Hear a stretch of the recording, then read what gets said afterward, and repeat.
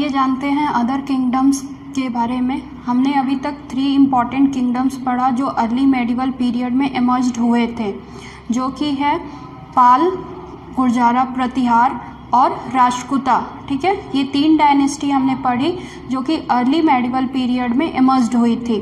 इसके अलावा कई ऐसे छोटे छोटे और किंगडम्स थे जो इमर्ज्ड हुए थे उस टाइम पे, तो हम उनके बारे में एक शॉर्ट नोट देखेंगे। ठीक है, तो Rajput of north India. North India में राजपूत रूलर्स जो थे, राजपूत डायनेस्टी कह सकते हैं, वो रूल कर रही थी। ये इमर्ज्ड हुए थे अर्ली मेडिवल पीरियड में।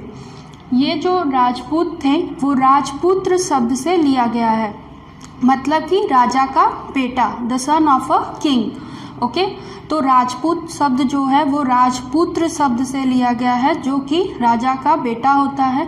ये क्लेम करते हैं कि ये क्षत्रिय क्लास के डिसेंडेंट यानी वंशज हैं। ओके, इनका क्या क्लेम करना है कि ये क्लेम करते हैं कि ये क्षत्रिय क्लास से बिलोंग करते हैं या उनके डिसेंडेंट हैं ये। इसके अलावा ये क्लेम करते हैं कि ये इनके अलावा ये जो उनमें से कुछ राजपूत थे वो खुद को सूर्यवंशी बताते हैं और कुछ जो राजपूत हैं वो खुद को चंद्रवंशी बताते हैं। अब यहाँ सूर्यवंशी का क्या मतलब है? सूर्यवंशी का मतलब है सन की फैमिली से जो बिलोंग करता है उसे सूर्यवंशी कहते हैं, और चंद्रवंशी जो मून की फैमिली से बिलोंग करता है। एंड अग्निकुल, अब कुछ ऐसे भी राजपूत रूलर थे जो खुद को अग्निकुल से बिलोंग बताते थे। इट मीन्स कि उनका जो जन्म है वो सैक्रिफिशियल फायर से हुआ है। ओके, उसके अलावा तोमार्स, चौहान, सोलंकी, पारामार्स, गढ़वाल्स एंड चंदेलास, ये कुछ ऐसे इम्पॉर्टेंट राजपूत क्लैंस थे जो कि उस टाइम पे रूल कर रहे थे। ओके, 8th सेंचुरी से लेके 12th सेंचुरी के बीच में ऐसे काफ़ी सारे ट्राइब्स थे जो राजपूत बने और पूरे इंडियन सब कॉन्टिनेंट पे अलग अलग डिफरेंट रीजन में रूल किया। ये था राजपूत के। आइए तो हम केस स्टडी करते हैं यहाँ पे द चोला डायनेस्टी की। ओके, चोला डायनेस्टी जो कि साउथ इंडिया की सबसे मोस्ट इम्पॉर्टेंट डायनेस्टीज़ में से एक है, उसके बारे में हम यहाँ केस स्टडी करेंगे कि उस टाइम पीरियड में जब चोला डायनेस्टी रूल कर रही थी तो वहाँ पे चीज़ें कैसी थी, एडमिनिस्ट्रेशन कैसा था, रूलर कैसे थे और वहाँ पे क्या क्या चीज़ें हुई, उसके बारे में एक केस स्टडी हम यहाँ करेंगे। ओके, चोला डायनेस्टी जो है वो साउथ इंडिया की सबसे पावरफुल रूलिंग डायनेस्टी थी जो कि 1st and 3rd century AD के बीच में रूल किया था। ठीक है, इसने कब से कब तक रूल किया था? 1st से लेके 3rd सेंचुरी के बीच तक रूल किया था। उसके बाद यहाँ पे क्या हुआ कि ये फॉल कर जाती है। यहाँ पे कुछ ऐसे रूलर्स आते हैं जो काफ़ी वीक होते हैं, जिसकी वजह से ये डायनेस्टी फॉल कर जाती है, थोड़ी वीक पड़ जाती है। लेकिन डिक्लाइन के बाद चोला जो है वो फिर से रोज करती है again in second half of 9th century AD. ठीक है, 9th सेंचुरी एडी के सेकेंड हाफ में ये फिर से रोज करती है और अगले 400 सालों तक ये साउथ इंडिया के ऊपर रूल करती है।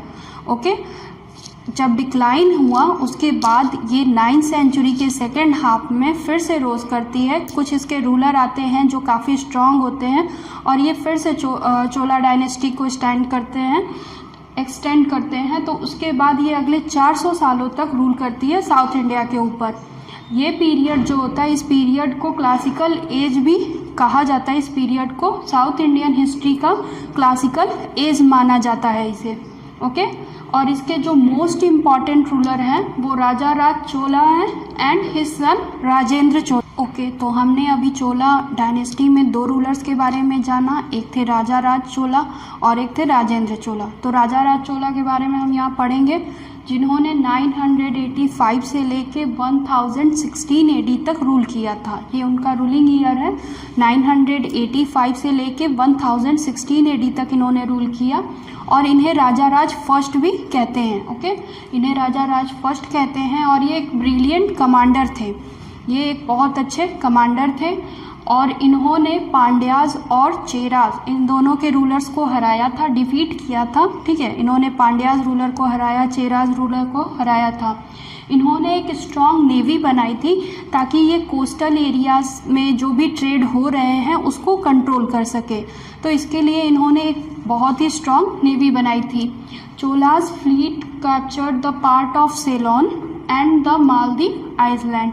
चोलास जब ये रूल कर रहे थे चोला डायनेस्टी में, तो उस टाइम पे चोलास ने अपने कदम जो है वो सेलोन, जो कि प्रेजेंट टाइम श्रीलंका को कहते हैं, ओके, तो उस टाइम पे श्रीलंका सेलोन के नाम से जाना जाता था, वहाँ के कुछ हिस्से को भी इन्होंने कैप्चर किया और साथ ही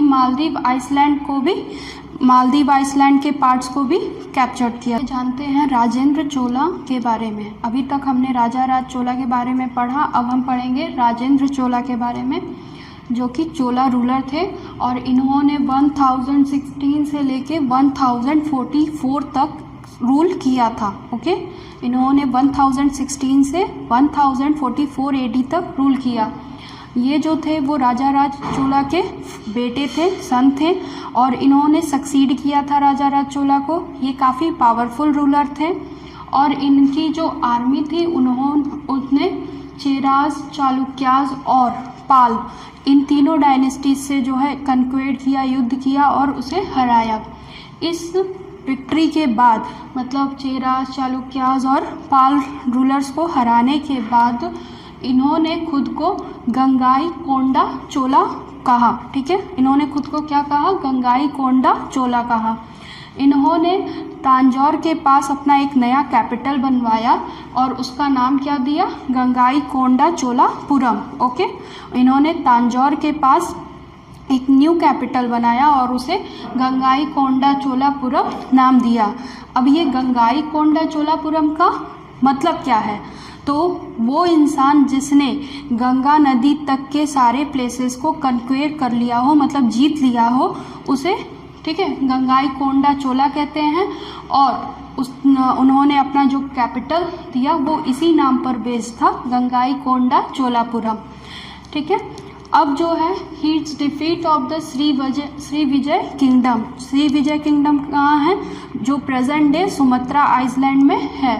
तो इसमें जो श्री विजय किंगडम की डिफीट हुई, इससे क्या हुआ? एक फ्रेंडली रिलेशनशिप इस्टेब्लिश हुआ साउथ ईस्टर्न आइसलैंड के साथ। ओके, साउथ ईस्टर्न, इस डिफीट के साथ क्या हुआ? साउथ ईस्टर्न आइसलैंड किंगडम के साथ एक फ्रेंडली रिलेशनशिप इस्टेब्लिश हुई राजेंद्र चोला की। Okay, king Suryavarman first of Cambodia. Okay, Cambodia के रूलर हैं किंग सूर्यवर्मन फर्स्ट। इन्होंने एक चैरियट एज अ प्रेजेंट, मतलब गिफ्ट के रूप में, तोहफे के रूप में राजेंद्र चोला को दी थी। ये कहा जाता है, ऐसा कहा जाता है कि कंबोडिया के राजा सूर्यवर्मन फर्स्ट ने जो है एक चैरियट, मतलब खूब अच्छी रथ जो होती है, उसे एज अ प्रेजेंट गिफ्ट किया था राजेंद्र चोला को। 13th सेंचुरी में क्या होता है? Pandya defeat the Cholas. पांड्या जो है वो 13th सेंचुरी में, अब यहाँ से चोला जो है फिर से फॉल करेगी। पांड्या जो है वो चोलास को हराते हैं और पावर में आ जाते हैं। उसके बाद चोला जो है अपने डिक्लाइन पर चली जाती है, चोला पावर अपने डिक्लाइन पर चली जाती है। और चोलास के फॉल करने का एक और रीज़न है कि यहाँ पे दिल्ली सल्तनत का आक्रमण भी होता है, इन्वेशन ऑफ दिल्ली सल्तनत, वो भी 1013 AD में। ओके, दिल्ली सल्तनत का यहाँ आक्रमण होता है, जिसकी वजह से ये संभल नहीं पाते और यहाँ चोला डायनेस्टी फॉल हो जाती है। उसके बाद पावर में कौन आता है? विजयनगर एम्पायर जो है वो कर्नाटका में अब राइज होगा। ओके, चोला डायनेस्टी के फॉल करने के बाद विजयनगर एम्पायर जो है पावर में आएगी, कर्नाटका पे रूल करेगी। अब हमने चोला डायनेस्टी की केस स्टडी की, जहाँ पे जो 2 इम्पॉर्टेंट रूलर थे उनके बारे में जाना। चोला डायनेस्टी के फाउंडर कौन थे उनको जानते हैं। ओके, चोला डायनेस्टी के फाउंडर थे विजयलया, जिन्होंने 846 से लेके 846 से लेके 871 AD तक रूल किया था। ओके, विजयलया जिन्होंने 846 से लेके 871 AD तक रूल किया था और इन्होंने तांजौर पर जो है कन्क्वेट किया, मतलब युद्ध किया और उसे जीता था, उसके बाद इन्होंने तांजौर को अपना कैपिटल बनाया। ओके, तो उस टाइम पे कैपिटल क्या था, तांजौर। तो अब हम जानेंगे कि चोला डायनेस्टी के अंदर लैंड कैसे मतलब ग्रांट किया जाता था, मतलब लैंड किसी को कैसे दिया जाता था। ओके, तो जो लैंड होती थी वो लैंड ग्रांट की जाती थी। ओके, दी जाती थी किस लिए, रिलीजियस बेनिफिशरी के लिए, मतलब कोई धार्मिक कार्य के लिए। अगर कोई धार्मिक काम है, कोई जैसे आश्रम बनवाना है या धर्म से रिलेटेड कोई काम है, तो उसके लिए लैंड ग्रांट किया जाता था, या फिर उस पर्सन को लैंड दिया जाता था जिसने सर्विस की हो राजा की। ओके, जिसने राजा की सेवा की हो, उस पर्सन को एज अ रिवॉर्ड मतलब उपहार के तौर पर लैंड ग्रांट किया जाता था। ओके, ये दो बेस थे जिस पर लैंड ग्रांट की जाती थी। अब जो लैंड ग्रांट की जाती थी वो वेट लैंड होती थी। ठीक है, मतलब ऐसी लैंड जिसमें जो वेट होते हैं, गीले होते हैं, जहाँ पे हम क्या कर सकते हैं, प्रोडक्शन कर सकते हैं, क्रॉप्स उगा सकते हैं, तो वेट लैंड दी जाती थी। ठीक है, ऐसा नहीं कि बंजर ज़मीन दे दिया, नहीं, जो लैंड ग्रांट किया जाता था वो वेटलैंड होता था, जो कि अंडर कल्टीवेशन होता था एंड हैड इरिगेशन फैसिलिटी, और वहाँ पे क्या होती थी, इरिगेशन की फैसिलिटी मौजूद होती थी, सिंचाई का हर सुविधा उपलब्ध होता था। ओके, अब ये जो लैंड ग्रांट किया जाता था वो लार्ज स्केल पर ग्रांट किया जाता था। ठीक है, बड़े पैमाने पर जो है लैंड रिलीजियस बेनिफिशियरी के लिए दी जाती थी। उसके बाद जो दो लैंड ऑनिंग क्लासेस थी वहाँ पे उस टाइम पे चोला डायनेस्टी के अंडर में दो लैंड ऑनिंग क्लासेस थी, मतलब दो जिनका अपना लैंड हो। ठीक है, दो क्लासेस ऐसी थी, वो थे ब्राह्मण्स जिन्हें रिलीजियस बेनिफिशियरी के रूप में मिल जाता था, धार्मिक काम करने के लिए ब्राह्मण्स को लैंड दे दिया जाता था, एंड द वेलालर्स। ओके, वेलालर्स जो कि राजा की सर्विस करते थे, सेवा करते थे। तो वेलालर्स कौन थे, ये तमिल एग्रीकल्चरल लैंडलॉर्ड, मतलब कि एलीट कास्ट थे। ओके, ये तमिल एग्रीकल्चरल लैंडलॉर्ड थे और उनमें भी ये एलीट कास्ट के थे। ओके, तो इन्हें ये दो लैंड ऑनिंग क्लासेस वहाँ थी, ब्राह्मण और वेलालर। ओके, तो आइए जानते हैं टैक्सेस एंड फाइन के बारे में। ओके, चोलास डायनेस्टी में जो टैक्स थे, फाइन्स थे, वो किन किन चीज़ों पर होती थी और कैसे लिए जाते थे, इन सब के बारे में हम देखेंगे। जो चोला डायनेस्टी के रूलर थे उनके टाइम में, चोला डायनेस्टी जो चल रहे थे उसके टाइम में क्या हो रहा है, उनके पास एक एफिशिएंट सिस्टम था, मतलब एक पूरा स्ट्रक्चर्ड सिस्टम था कि कैसे उन्हें लोगों से टैक्स कलेक्ट करना है। Okay, for the collection of taxes, rents, fines and other levies, मतलब लोगों से कैसे टैक्सेस, रेंट, फाइन्स कलेक्ट करने हैं, इसके लिए उनके पास एक एफिशिएंट सिस्टम थी। ओके, अब जो लोग टैक्स पे कर रहे थे वो किन किन चीज़ों पे कर रहे थे, हम ये देखेंगे। तो जो लोग थे वो टैक्स किस किस चीज़ों पर पे कर रहे थे, ट्रेड पर, अगर उन्हें व्यापार करना है तो वो उस पर टैक्स पे करते थे। प्रोफेशन, जो भी उनका प्रोफेशन है, अगर वो कोई किसी तरह की काम कर रहे हैं, जैसे कि कोई पॉटर है, तो उस पर भी टैक्स वो अपने प्रोफेशन के अकॉर्डिंग टैक्स पे करेगा।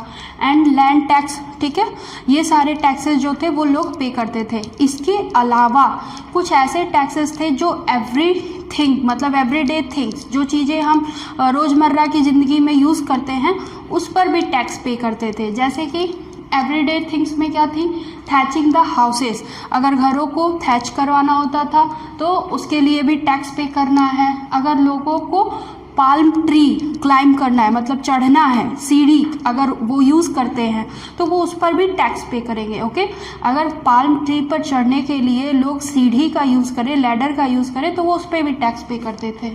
एंड ट्रांसफ़र ऑफ प्रॉपर्टी, ठीक है, प्रॉपर्टी का transfer from one generation to another generation, एक जनरेशन से दूसरे जनरेशन में जो प्रॉपर्टी का ट्रांसफ़र अगर किसी को करवाना है तो भी उसे टैक्स पे करना होगा। तो ये सारी चीज़ें थी कि उस टाइम पे लोग किस किस चीज़ों पर टैक्स पे करते थे। ओके, तो आइए जानते हैं चोला के एडमिनिस्ट्रेशन के बारे में। ओके, चोला पीरियड में एडमिनिस्ट्रेशन कैसा था उसके बारे में जानेंगे। तो चोला पीरियड में जो एडमिनिस्ट्रेशन का हेड होता था वो किंग होता था, और उसके साथ होती थी काउंसिल ऑफ मिनिस्टर जो कि उसे एडवाइस करती थी। ओके, जो हेड होता था एडमिनिस्ट्रेशन का वो किंग होता था और उसके साथ काउंसिल ऑफ मिनिस्टर मतलब मिनिस्टर का ग्रुप होता था जो उसे एडवाइस करता था, सलाह देता था।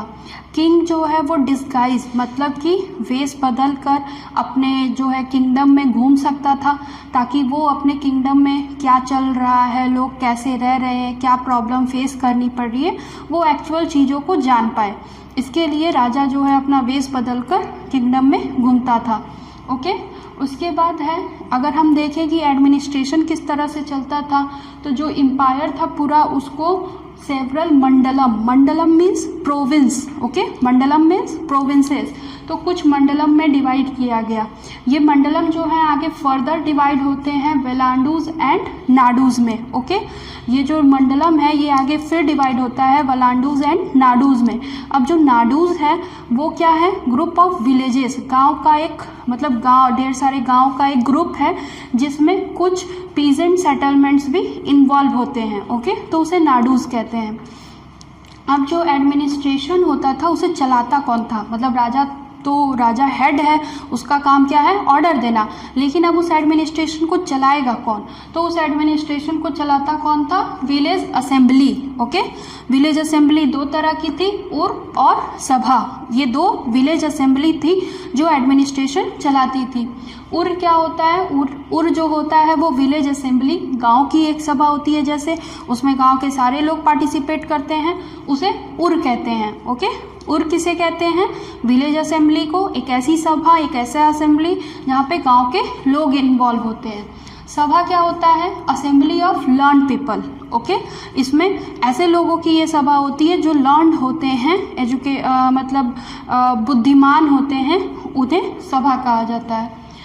अब ये जो है ये पूरा एडमिनिस्ट्रेशन अभी तक हमने जितना पढ़ा ये क्या दिखा रहा है, ये एक एविडेंस शो कर रहा है किस चीज़ का, गुड लोकल सेल्फ गवर्नमेंट, कि उस टाइम पर भी कैसा लोकल सेल्फ गवर्नमेंट कितना अच्छा था। ओके, लोकल गवर्नमेंट जो सेल्फ गवर्नमेंट थी वो कितनी अच्छी थी, ये हमें इस एडमिनिस्ट्रेशन को देख के पता चलता है। जो उत्तरा मेरूर इंस्क्रिप्शन है, ठीक है, उत्तरा मेरूर इंस्क्रिप्शन, इससे हमें चोला एडमिनिस्ट्रेशन के डिटेल मिलते हैं। हमें ये सब चीज़ें कहाँ से पता चलती है, उत्तरा मेरूर इंस्क्रिप्शन से, ये उसमें इंस्क्राइब किया गया है और वहाँ से हमें चोला एडमिनिस्ट्रेशन का डिस्क्रिप्शन डिटेल कह सकते हैं मिलता है। ओके।